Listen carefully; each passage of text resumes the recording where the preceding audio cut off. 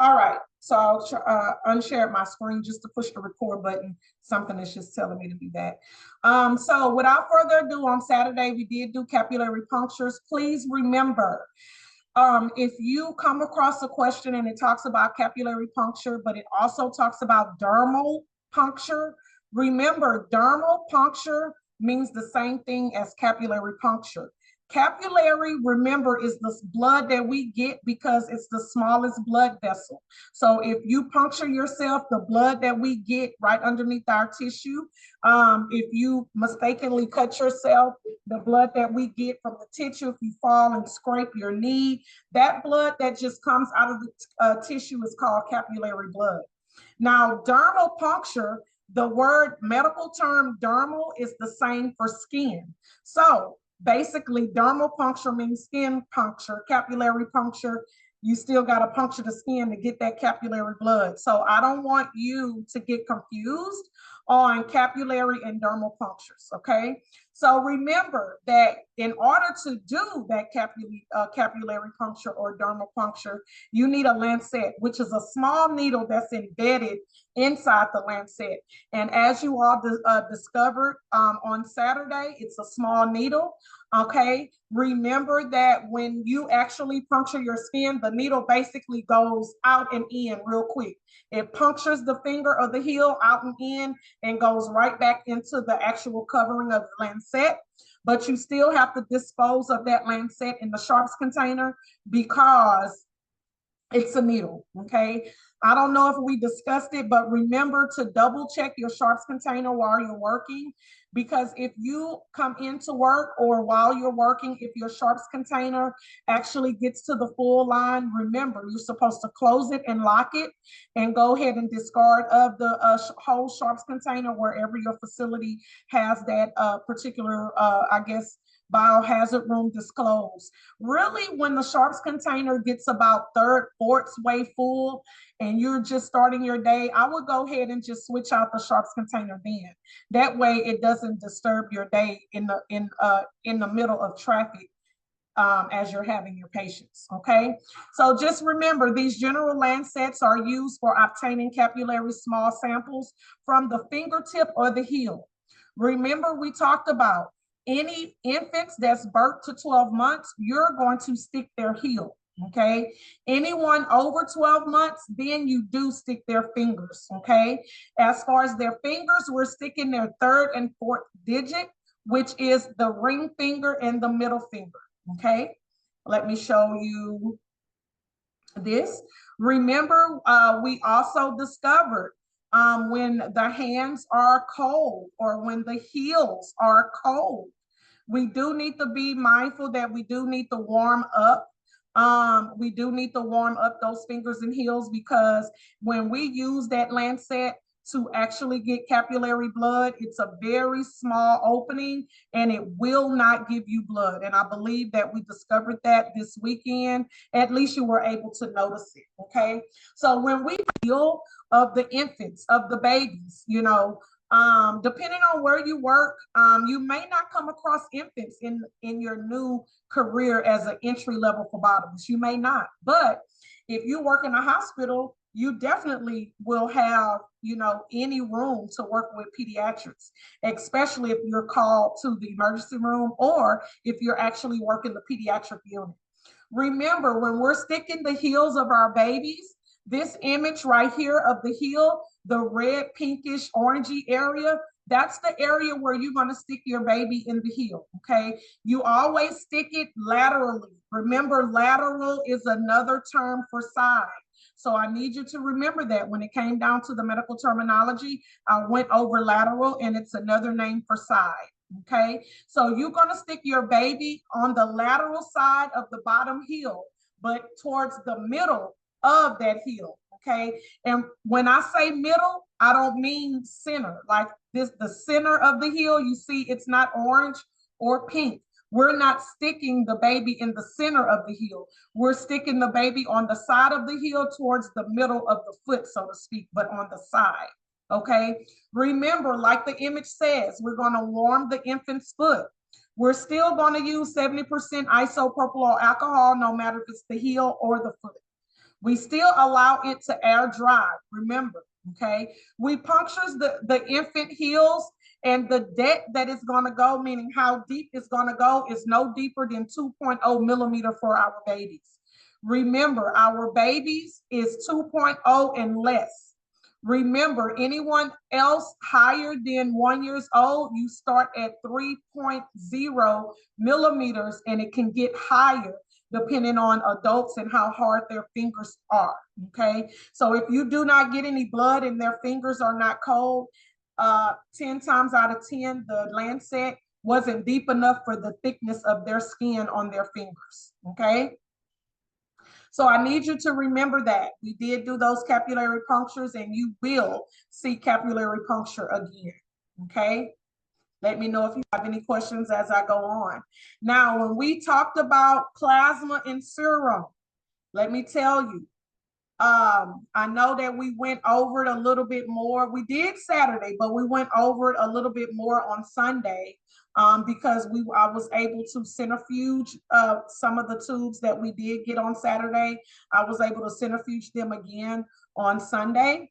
But let me just show you this, and this will be a perfect image. Remember, I'm not telling you to take pictures of every single thing and then you're writing down every single thing. But this is a good image to screenshot.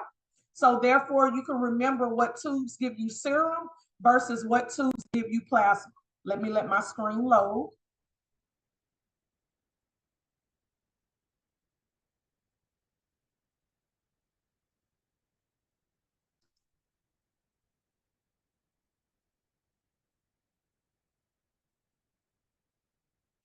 Trying to make it bigger. Okay, so this is a perfect image of after these tubes are centrifuged in the machine. You have plasma that come out some of the tubes, and you have serum that comes out the other tubes. Remember, the word anticoagulation means no clotting.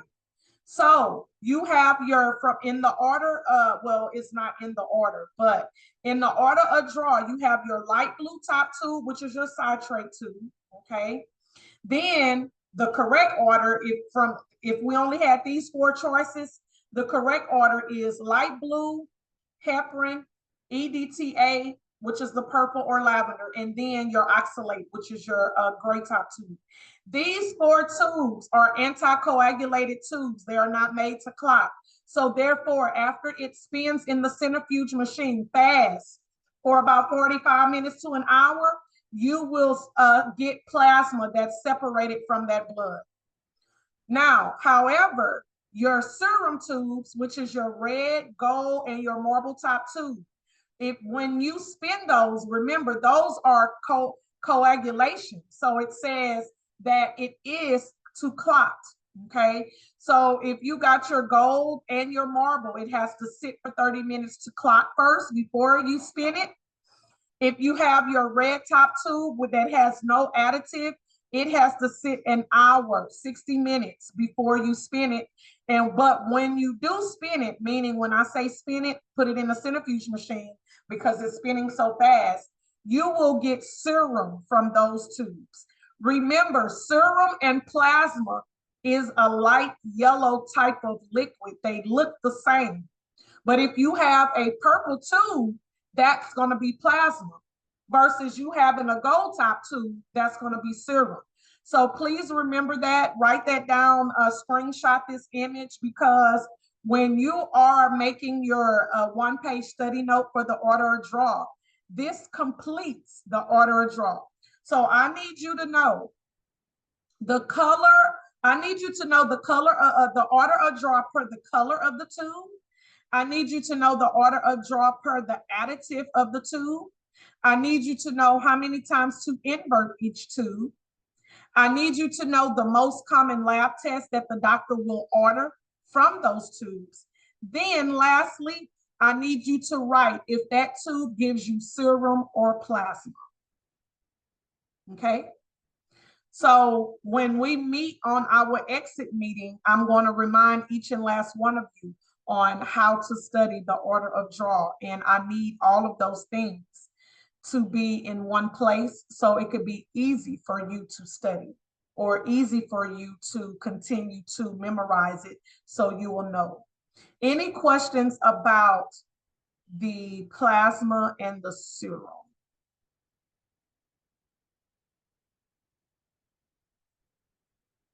Okay.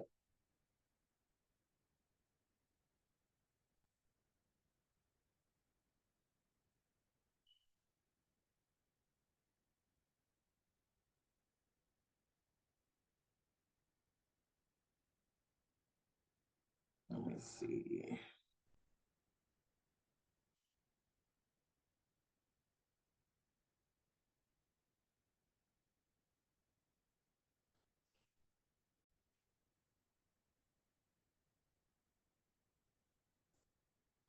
All right, still on the plasma and serum discussion. This is, so your, it's to my left, so I don't know if it's to your left, but the tube that says clot where you see the whole blood, so just imagine it was your red top tube, your gold top tube, or your marble top tube. You filled it up with blood, you let it sit for either 60 minutes or either 30 minutes, and then it clotted. So this whole tube is in pretending to be clotted, okay? And after it clots, then you put it in the centrifuge machine for it to be spun. After it spins for the amount of time that your lab tells you, then now you have your serum at the top, and then you have your clotted blood at the bottom. Now it's prepared to go to the lab, and the lab technician who handles the blood will take the serum out first, okay, and result the clotted blood, okay, because that serum and plasma is separated and used to basically add up and stock up for when people who need those infusions for plasma and serum, okay. So as you can see at the bottom of this image, it says allow the whole blood to clot, and then we centrifuge it. Then now it's separated, okay? So remember those tubes that give you plasma, remember those tubes that give you serum. And like I mentioned before, hopefully you found a way to remember that. You have 3 serum tubes, which is your red, gold, and marble.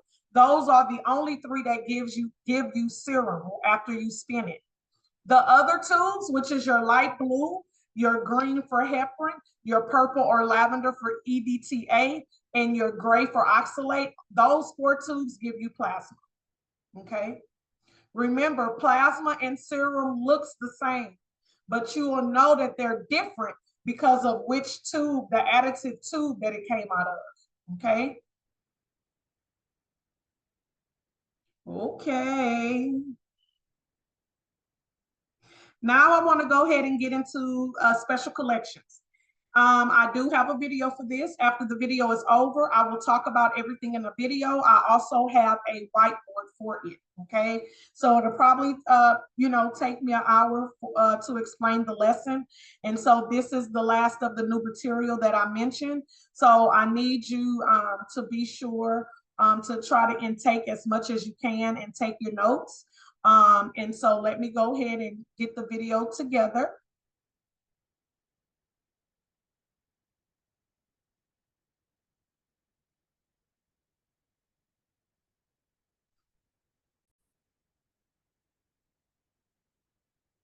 It is under 9 minutes.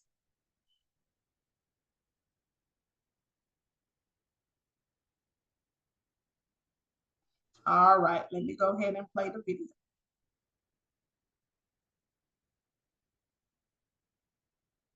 Presentation by Phlebotomy Solutions.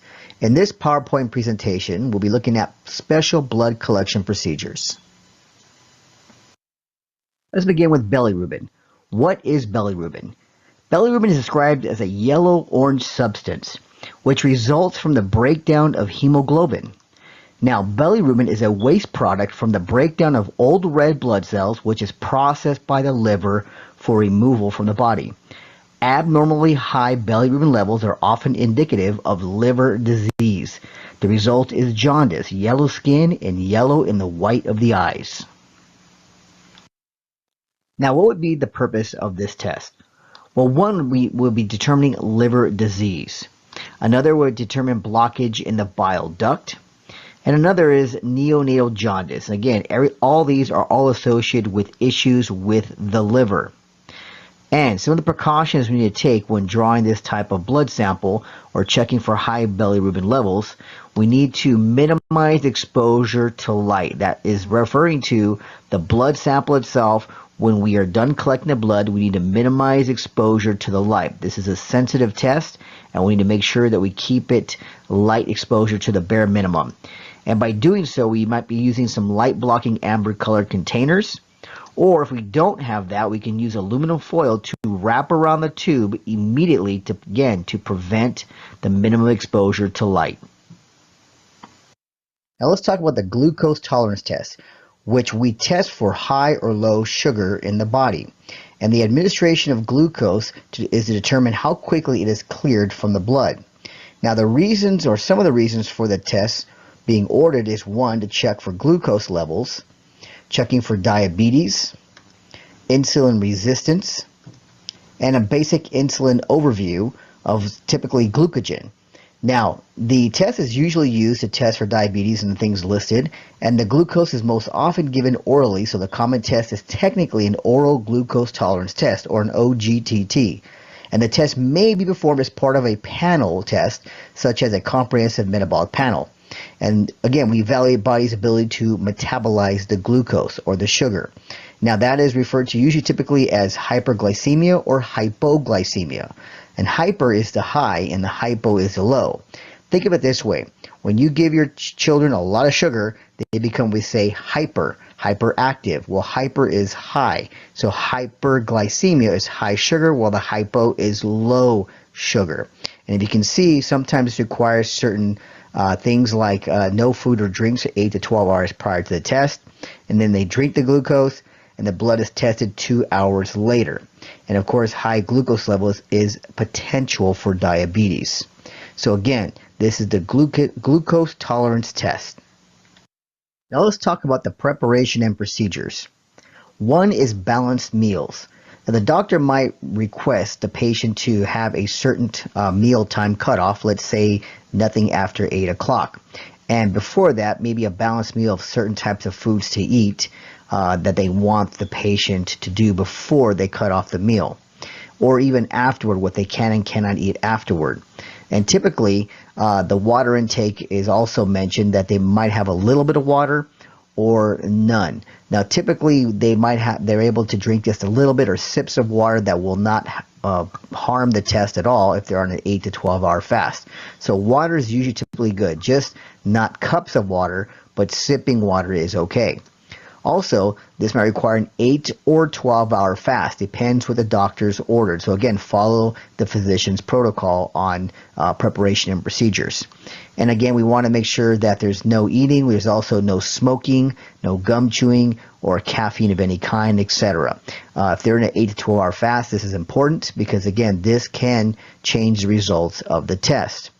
And of course, we draw the blood 2 hours after they drink the cola or the glucose cola you see on the screen. And typically it can be done also in intervals as well. And the other important thing is knowing when to stop the test. Now, typically we don't, as phlebotomists, stop any test. We need to get typically a doctor's permission to go ahead and cancel any tests that we've done. Now, this might happen because after the patient has drinking the cola, they might get nauseous and even throw up, or feel sick to the stomach, and this might cause us to have to stop and put the test for a future date. But again, we need to contact the doctor and let them know the situation. Or after they drink the cola, they eat something or do something they're not supposed to do, that could also cause the test to be stopped and done for a future date. But again, we must also typically consult the physician, let them know that there's a problem with the test, and he will give the final say if we should stop the test, or he might want to continue and take the blood test anyway. So always consult the physician before canceling or stopping any glucose test. Now let's talk about blood cultures and why a doctor will order blood cultures. One reason is to check for septicemia.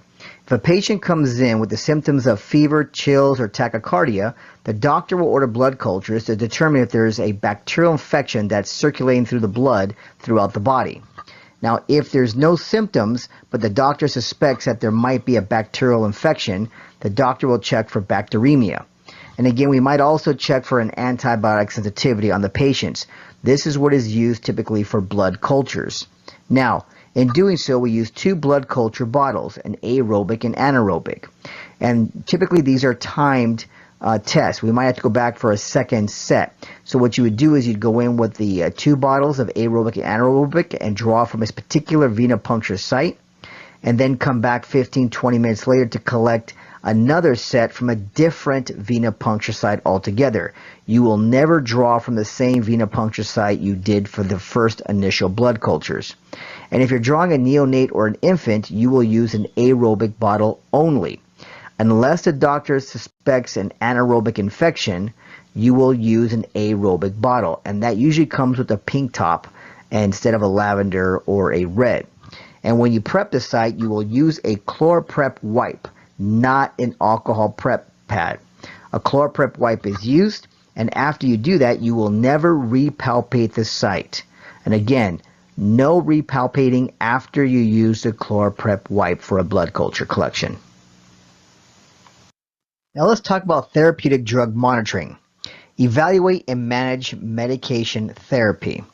Now, this is determined if the medication that the patient is on is too weak or too toxic for the patient.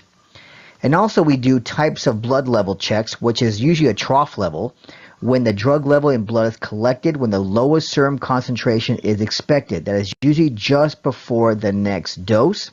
And also peak levels. And this is usually 15 to 30 minutes after the medication has been given. The highest level of drug is expected at that time. Now let's talk about toxicology screening. This can be done with blood or urine. And we would measure legal and illegal substances through blood or urine. And of course, we have to make sure we take right preparations to do so. We need to get consent from the patient. Now, this can come also from a court order if the patient is suspected of something of an illegal activity, DUI, or some kind of accident that the police officer might have suspected the patient to be on some kind of drugs. We need a court order consent. We also need a chain of custody, and the said chain of custody form is added onto as the test specimen travels from person to person. That gives complete accountability of a test sample, as well as a list of medications. So we also need a list of medications the patient might be on to determine outside of the legal or illegal substances and be able to measure that out. Thank you, and this is the end of special blood collection procedures brought to you by Phlebotomy.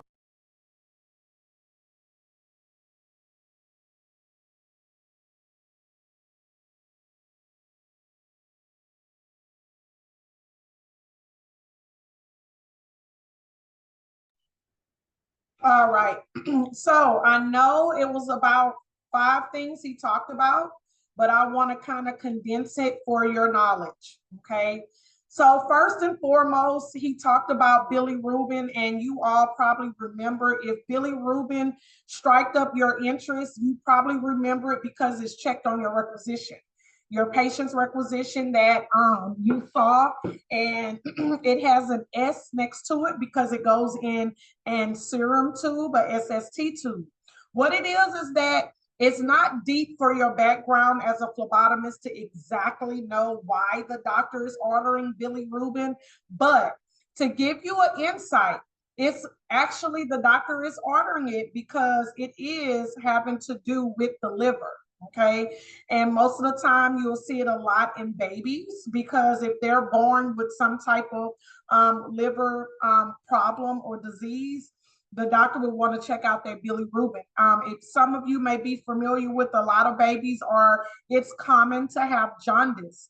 Jaundice is the discolorization of the skin and eyes to where it looks pale or maybe a little yellowish. it means that that baby or that person's liver enzymes are up.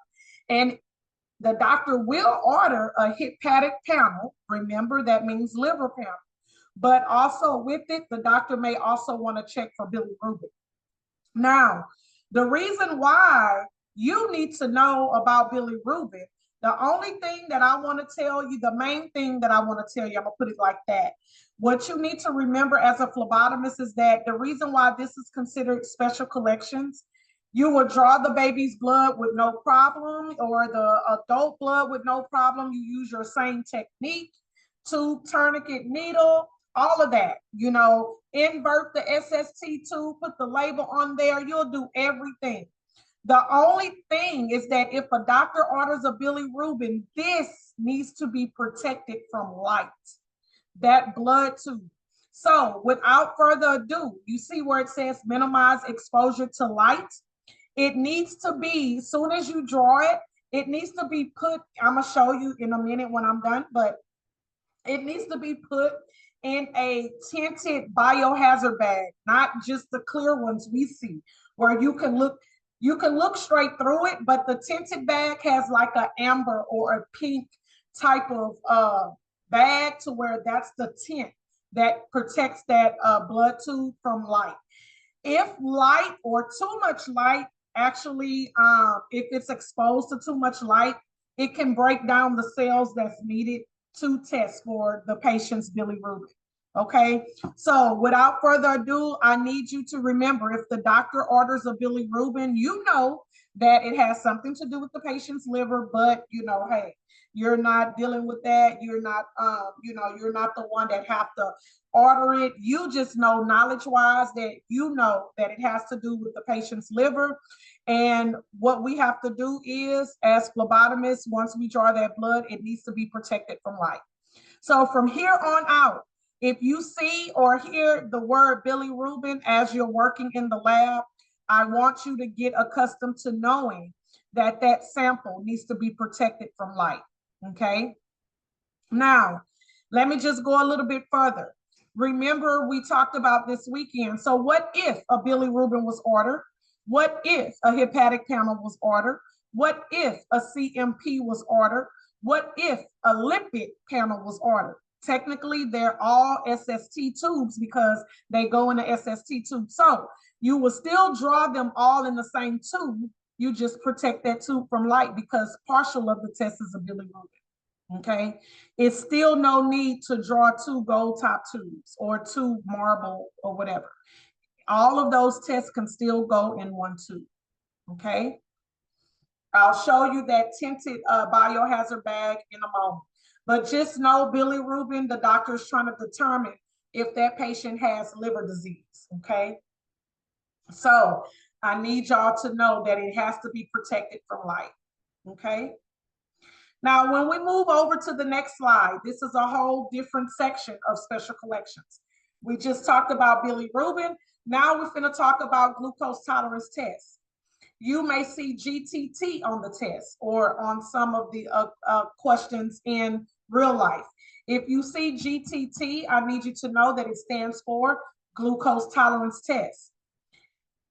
Glucose tolerance test is done to judge, not judge, but to see if a person has diabetes, or it's to add on to the other testing to see if a person has diabetes. For those of us that had children, or if you know anyone that had children, everyone in their 8th month basically has to do this test because the doctor is determining if you have gestational diabetes, meaning have diabetes while pregnant, okay? And that's what to help. So basically, when we talk about the patient fasting, nothing to eat or drink, this is definitely a must, okay? So what it is that you as the phlebotomist will actually give the patient a sugary drink. Before you give the patient the sugary drink, let's just say if I'm the patient and you call me from the lobby, okay, we go back to your station, you ask me to give you the requisition, or either you printed it out, from the computer. Then from there, you identified me, okay? From there, you ask me the 4 questions: fasting, if I ever had any complications, what arm preference do I prefer, if I'm on any any blood thinners. Once you do that, remember that fasting question is very important because it will be checked. If the patient is not fasting, it's no reason to proceed with everything. Typically, with a glucose tolerance test, you will draw the patient's blood before they even drink the sugary drink because the doctor wants a baseline of what their sugar was first. On fasting, meaning nothing to eat or drink, okay? Then you would go and whatever drinks your lab carry, you would give the patient the glucose drink, which is basically a bottle of sugar, okay? It used to look like this, but now they're a little bit more up to date and the bottles are a little smaller, but it comes with more sugar. So what it is that it's flavored sugar and it's a bunch of sugar that you have to, or your patient have to ingest. So once you draw that patient's blood to get a baseline, I don't know if any of you remember, but we talked about glucose and what color tube it go in. Hopefully, if you're looking at your blood tube paper, you remember glucose goes in the gray top tube because remember, lactic acid on ice is already written and I had you write glucose in there. So this will be a test that you will take out your gray top oxalate tube for to draw the blood, okay? You will draw the blood before, you would give your patient the sugary drink, instruct them to drink it. And once they're done, depending on the order from the doctor could say an hour after drinking or 2 hours after drinking, or at the most is 3. So typically the doctors do 2 hours. So after the patient drinks this sugary drink, they are supposed to stay in the lab, wherever the waiting room is, for 2 hours and they can't go nowhere. They still can't eat. Once the 2 hours is up, you call your patient back to draw their blood, and then you draw their blood because this test is checking to see how well a patient can get rid of all that sugar in their bloodstream. And it determines to the doctor if they are a diabetic or not, okay? So this is called glucose tolerance test, GTT. Okay, the patient is supposed to be fasting. I know that if you don't smell smoke or see a person chewing gum, you never know if they did it or not. So you just have to do the best that you could do the best that you can. I would say just for real life, no eating and drinking is the most important, but this smoking and chewing gum and no caffeine should be important because if the patient told you they had coffee, it's not supposed to be, because some people say, oh, I had black coffee, that should be okay. But it's not supposed to be any coffee at all, okay? So just kind of be mindful with that. If you do come across a situation where you could smell smoke on a person and you kind of add that into your question, kind of play it off. Have you had a cigarette today? Well, do you smoke? And if they say yes, have you had a cigarette today? You know, if they say no, they said no. You know, you can't tell them they're lying because it could just be their jacket that smells like smoke. But if they literally say they literally just had a cigarette or something like that, then you get the advice of your supervisor on how to proceed with that. I know in real life, some facilities don't really too much harp on a smoker because a smoker is a smoker. But because of the nicotine that comes along with it, most labs may look at that, okay? But without further ado, this is considered to be a glucose tolerance test. If the patient actually refuses it or refuses to drink the drink, or maybe she drank half of it and while she was in the middle of drinking it, she threw up and she said, I don't want to do this anymore. Because this is more of a special type of test, typically before the patient leave, you can't tell the patient, okay, Ms. Chopin, I understand. When can you come back? You all need to call the patient's doctor's office to let them know that Ms. Chopin was not able to go through with the glucose tolerance test, and let them know, and they'll tell you, what to do, okay? So you do not have the permission to say, okay, come back another day like you would on the other lab test. The doctor needs to know right away, so they'll have it accounted for that the patient refused, okay? Now, when I back up a little bit more to this first one about glucose tolerance test, remember, it's basically checking for how much sugar you're ingesting, so much sugar. And by waiting for 2 hours, the doctor is trying to test how fast or how well your body can basically break down that sugar. Okay, so he's checking for the glucose, diabetes, if your body is producing insulin, because typically we have a pancreas, that's an organ in our body, and that pancreas lets off insulin normally. So for those of us that are not a diabetic and we drink our Dr. Peppers and we eat our Snickers and our candy, that's sugar. But our pancreas is working normally to let off that insulin our body get to lower our blood sugar. So for people that are diabetics and you may see them giving themselves or they have to give themselves insulin, that's because their pancreas is not producing enough or maybe none. Okay, so that's just a background. So this is considered to be a special collection in phlebotomy because you have to draw the patient's blood before, then you have to give them a drink, then they have to wait for 2 hours, then you draw their blood again. So that's why it's special. But how you draw the blood is the same way, same technique, using alcohol, all that. New supplies when you draw their blood again, all of that's the same. But this is a special type of collection, so it requires time. So that's why it's included in the special collections session. Any questions so far when we talk about bilirubin or glucose tolerance tests? Okay. Next, we're going to go into blood cultures, which, we've been talking about blood cultures for some time. We do know that it's 2 bottles. We know that there is an aerobic bottle. We know that there's an anaerobic bottle.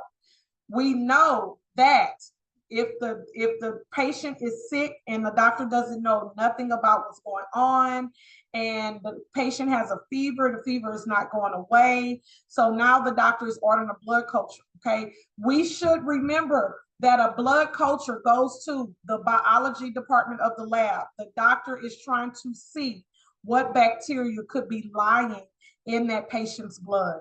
Or if it was a urine culture, it still goes to the microbiology department of the lab.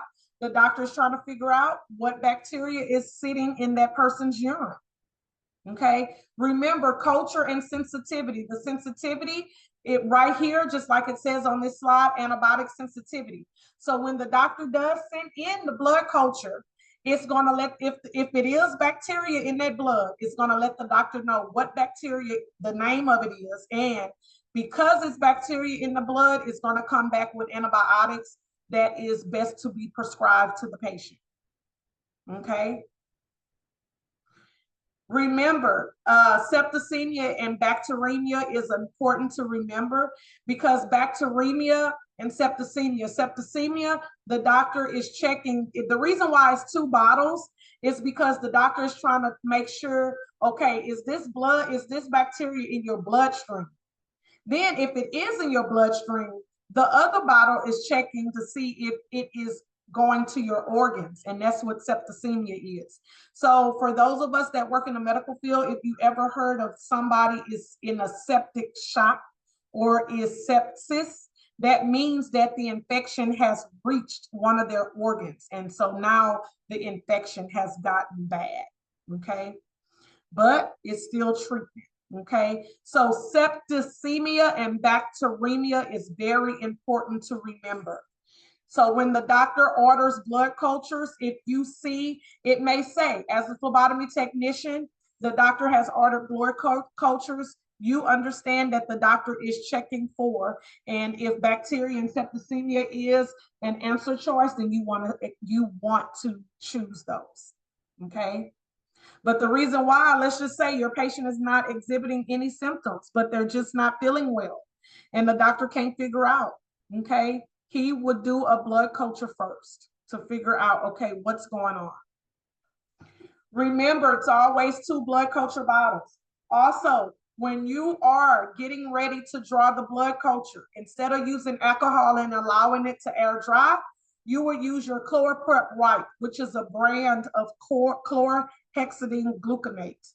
Please remember that, okay?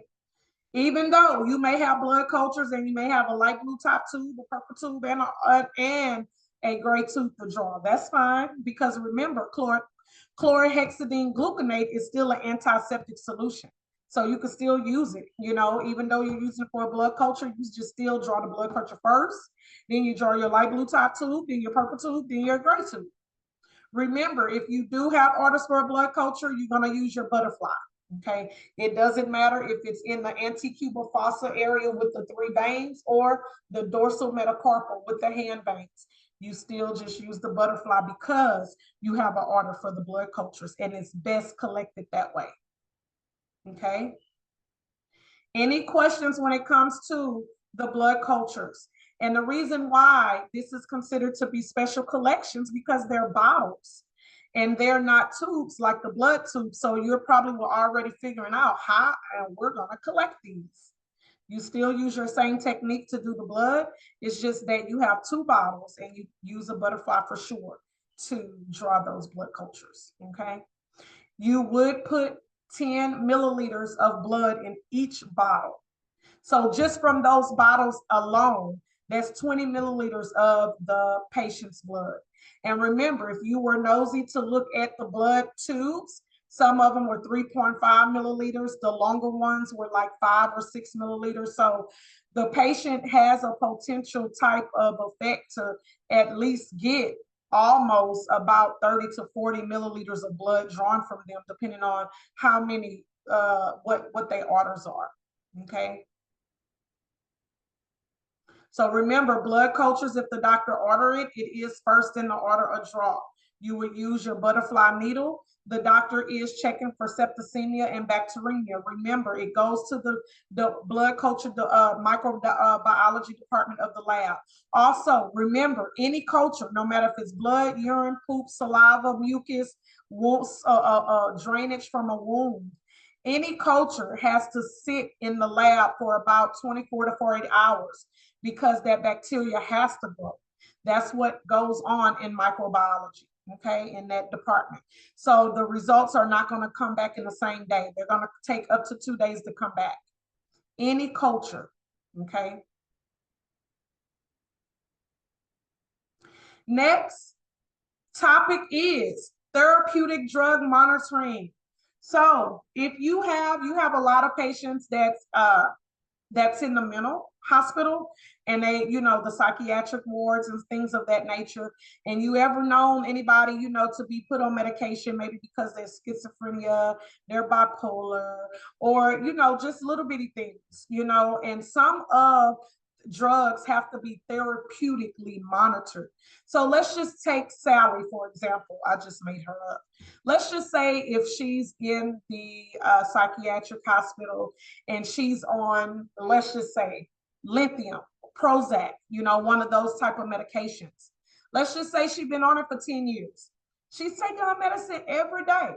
But let's just say the 10th year, all of a sudden she just go mayhem. She goes mad, berserk. She is just doing all kind of things. And, you know, typically if you are a person that knows that Sally is on medication for mental challenges, you'll probably say, oh, did she take her medicine today? Or the doctor needs to check her out. He probably needs to give her more, right?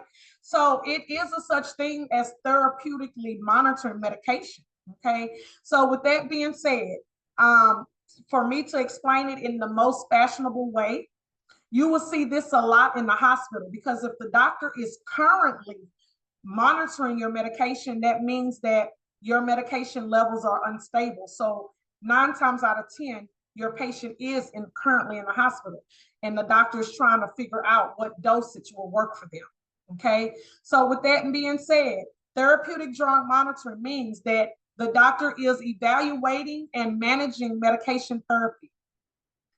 What I need you to know, I don't know if you're writing down your notes or screenshotting the screen, but I need you to know the doctor, the reason why he is monitoring it, because he needs to know is it's too weak in your system, you need more dosage, or maybe it's too toxic in your system and he needs to bring it down a notch. So I need you to know that the types of blood levels that the doctor will order you as the phlebotomist to order is he would either order a lithium or Prozac trough level or a peak level.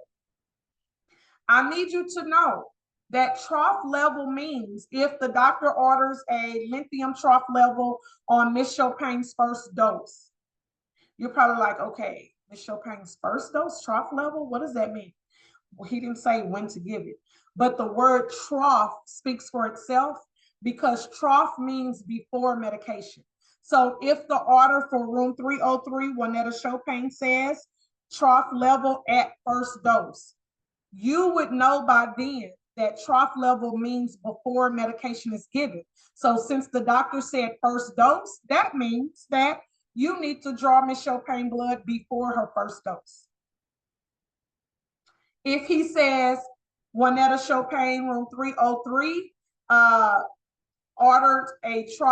doctor ordered a trough level at third dose. That means she took her first dose, she took her second dose, and the nurse needs to tell the lab, okay, her third dose is due at 8 p.m. So that means right before the patient, it doesn't matter the time length, it just needs to be before she take the medicine.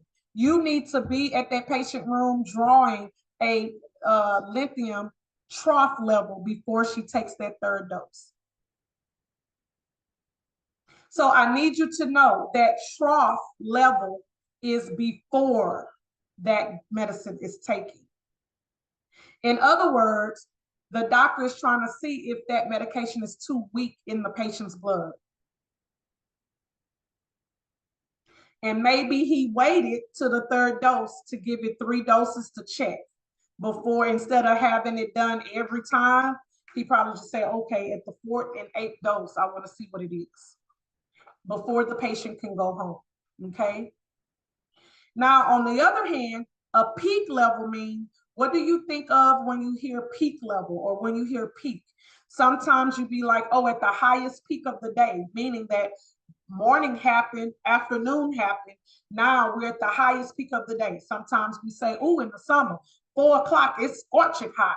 That's probably the peak of the day and it is hot at that time. So I need you to know that peak means after the person has taken the medication, the doctor wants to know the levels, okay? So now he probably says, patient in room 303, Juanetta Chopin, peak level ordered at third dose. So he said at third dose, but because it's a peak level, it means after. So that means that after Miss Chopin takes her third dose of that medication, you would draw a lithium peak level on her. So in moral of the story, I need you to know that if the doctor orders a trough level, it is before the medication is given. If the doctor orders a peak level, it means after the medication is given. Did I lose anyone on therapeutic drug monitoring and what a trough level means versus what a peak level means?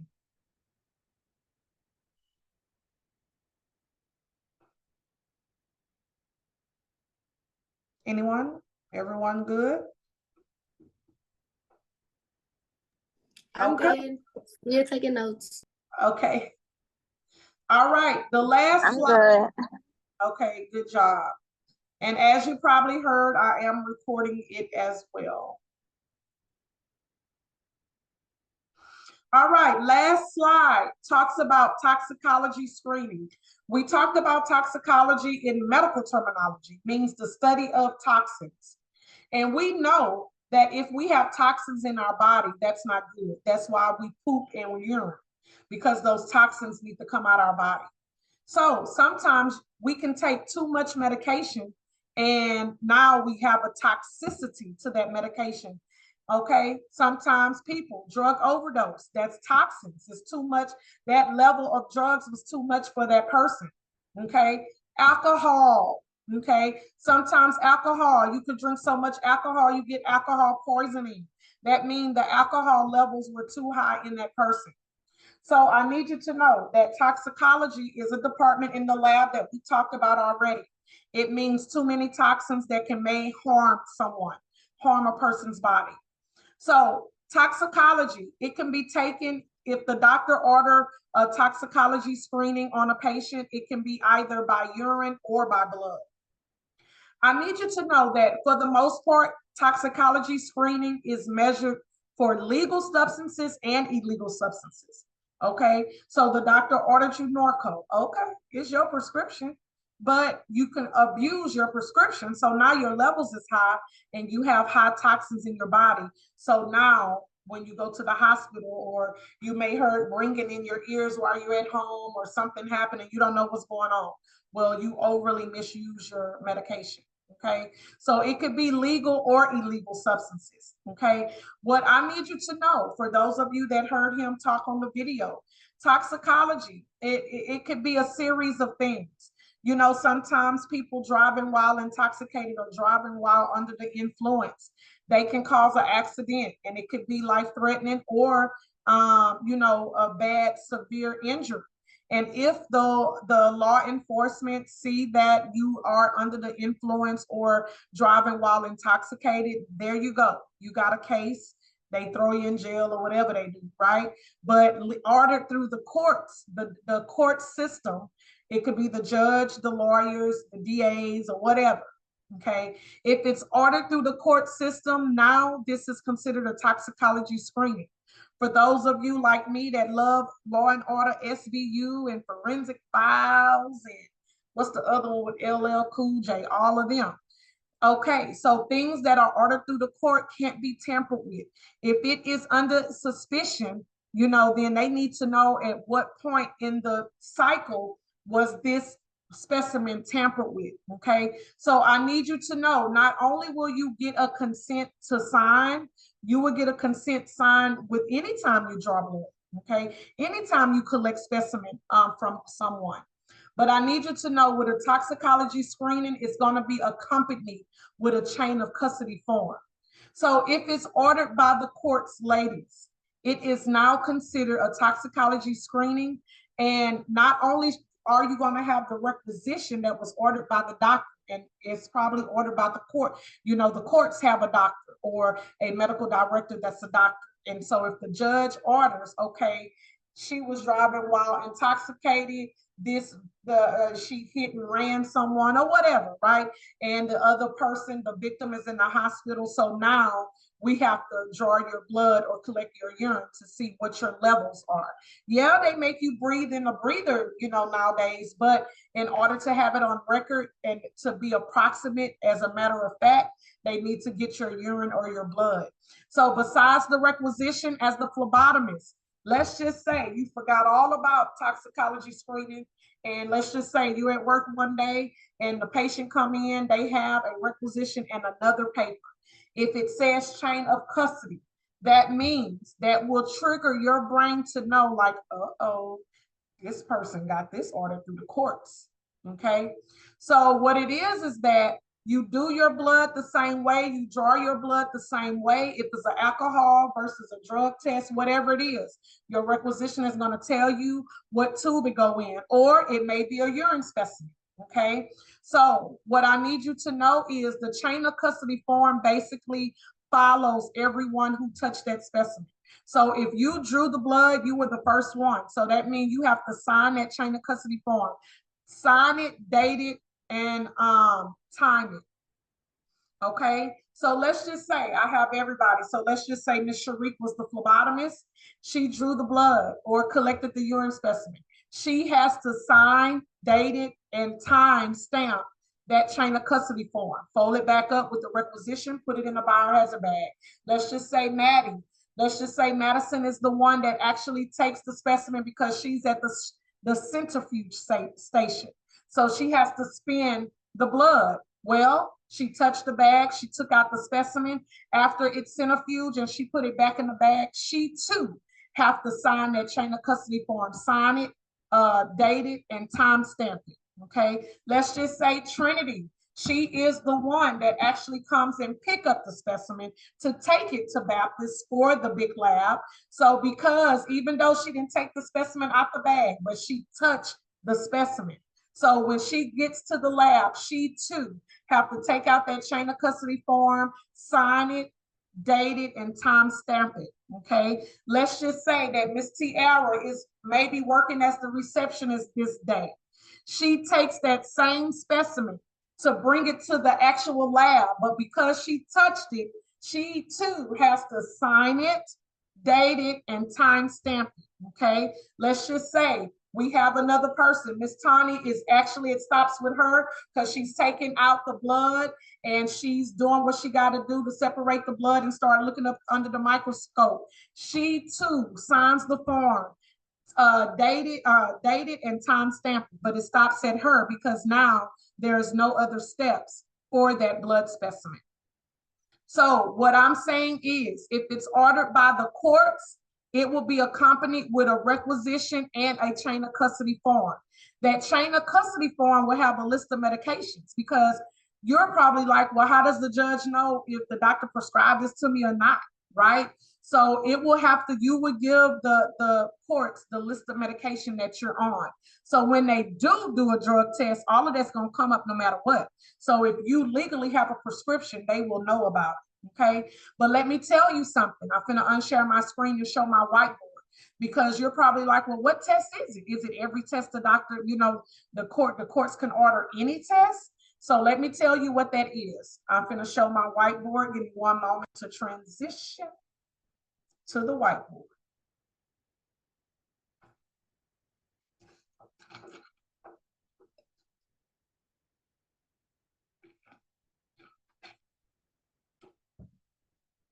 It's just loading.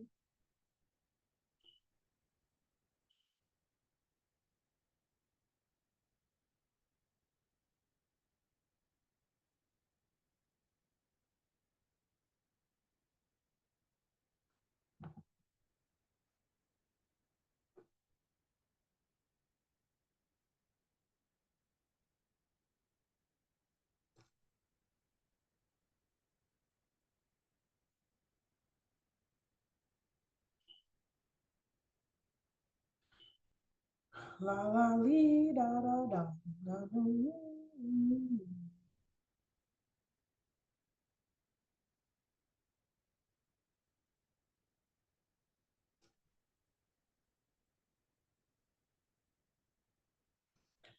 Lord have mercy. I'm sorry, y'all. I be wanting it to be a quick transition, but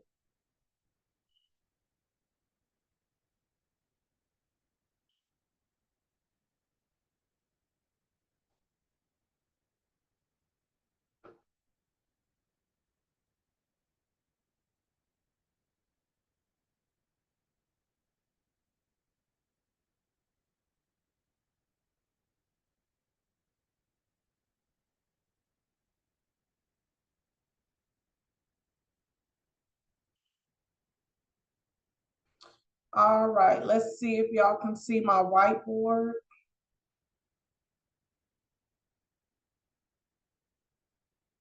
Give me a thumbs up or something if y'all can see it, because I know I just did some things. And if y'all can see my whiteboard. Yes, everybody can see it.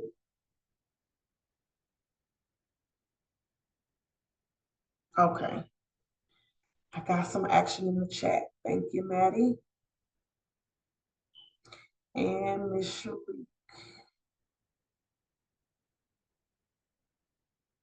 All right, so this is pretty much my full of my whiteboard of everything that I've really just been going over. So you can also screenshot this. I didn't want to make it that big, but so yeah. So I just have it in certain different places, but I wanted you to key in on the toxicology part. I have it written in purple. And if you can actually see the form, the chain of custody form I have embedded in the whiteboard. So if, and it talks about this, also the whiteboard, just like my other whiteboards, tell you what page these sections are in your book, okay? Even with the blood cultures is on page 146, with the therapeutic drug monitoring is on page 114, and so forth and so on. So it tells you about the chapters, okay? With the toxicology screening, it also talks about it on page 148. So chain of custody form is legally ordered through the court system, but it's only these 4 tests that I have listed here. It is a DNA test that can be taken by urine or blood. It is a paternity test that can be taken by urine or blood. It is a alcohol test, same difference, urine or blood. Also a drug test. So what I'm saying is that if one of these 4 were ordered through the courts, then the court system will hand the defendant or plaintiff, I act like I know what I'm talking about, whoever is being charged, they will get handed the requisition from the medical director, doctor in the court, and also this chain of custody form, okay? And this is only if it was ordered through the courts, ladies. So let's just say if the doctor if your personal doctor orders an alcohol test, don't be looking for a chain of custody because it was ordered from your doctor, not through the courts. Only through legal systems, because guess what? Alcohol tests, okay? Alcohol and drug tests. Someone got caught driving while under the influence or driving while intoxicated. So now the courts order an alcohol test or a drug test, okay? Just because you got hired at Baptist and they're doing a drug test, don't think that this is considered toxicology, okay? It's not considered toxicology because it wasn't ordered through the courts, but they have their own way of making sure your urine is not compromised because it is a drug test, okay? Also, paternity tests. You know, people go through child support battles all the time. That's through the court system.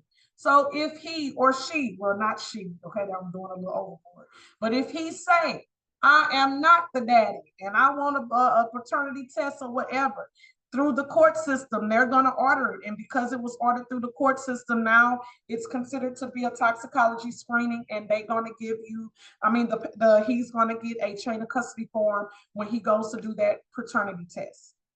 A DNA test can be for different things, long as it's ordered by the courts, okay?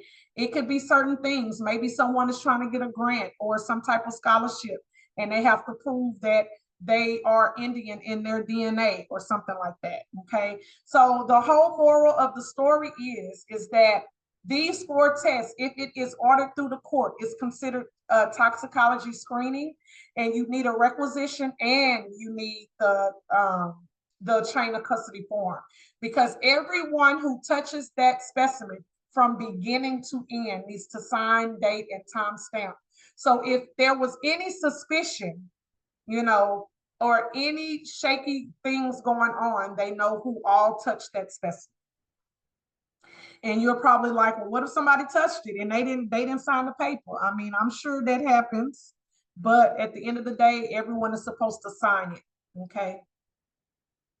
So without further ado, that is the toxicology screening. So I need you to know those 4 tests.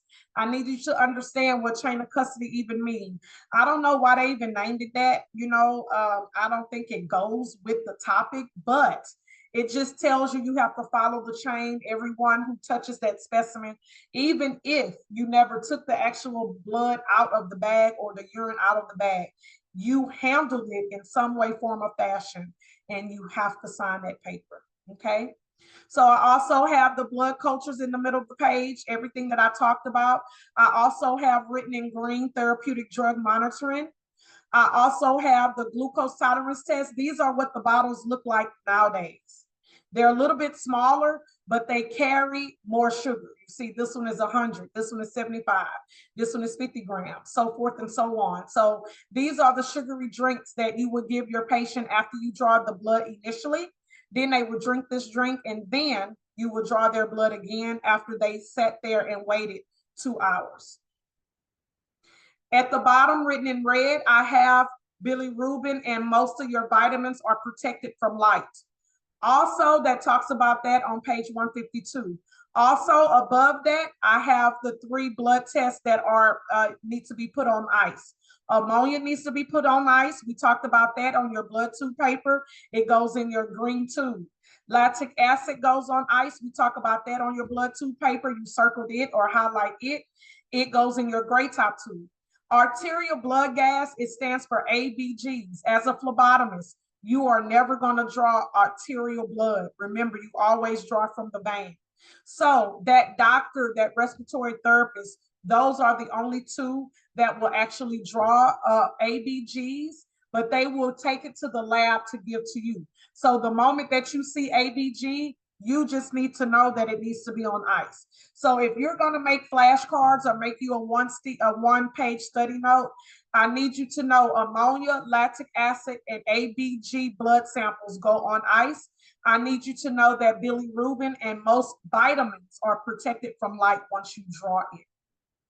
When they get in that blood tube, them need to be protected from light, but the other three for ice need to be on ice, not frozen, just on ice or like in an ice water mixture, refrigerated type cold.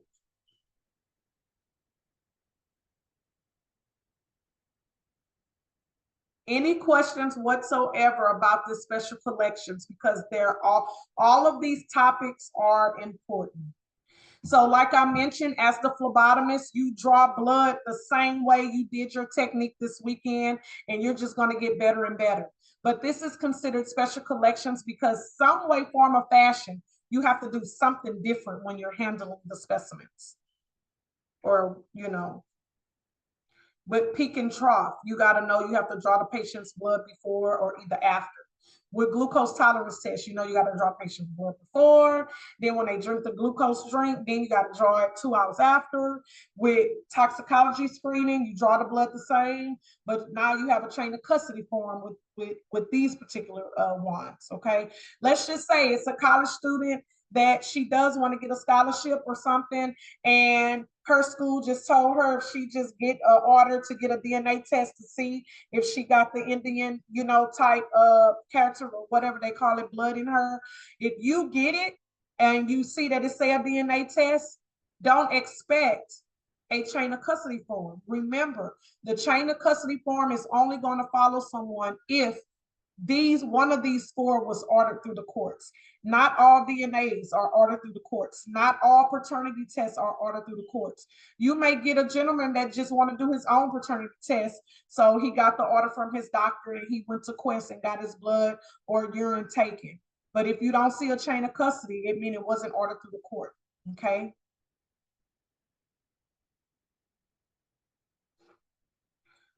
All right. Any questions about any of these topics? Any of them?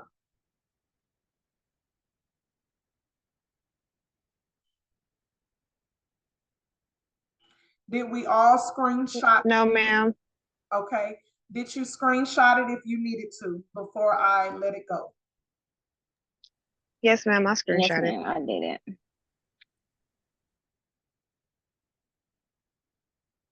Okay. Now I want to show you that the biohazard bags, excuse me, this is going to be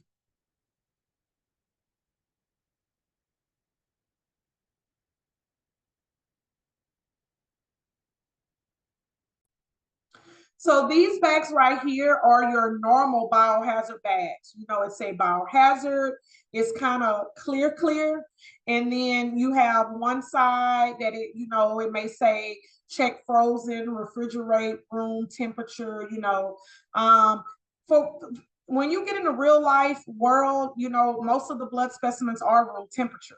So not every phlebotomist check that, but for sure, if it's frozen or refrigerated, it has to be determined about that. Or if they see an ice pack in there, you know, people will know. But these are your regular biohazard bags. Okay, let me show you the tinted bags that your bilirubin and your vitamins are going to go in if you were to draw those.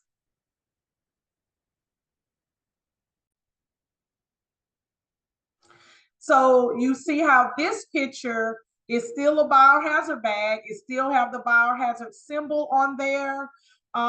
It still have frozen, refrigerate, room temperature on there, but you see how it has an amber tint.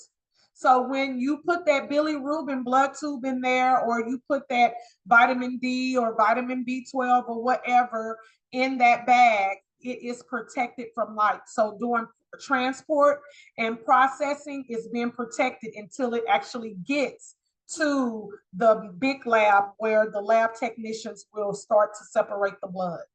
Okay, so these are the difference between the two bags, biohazard specimen bags.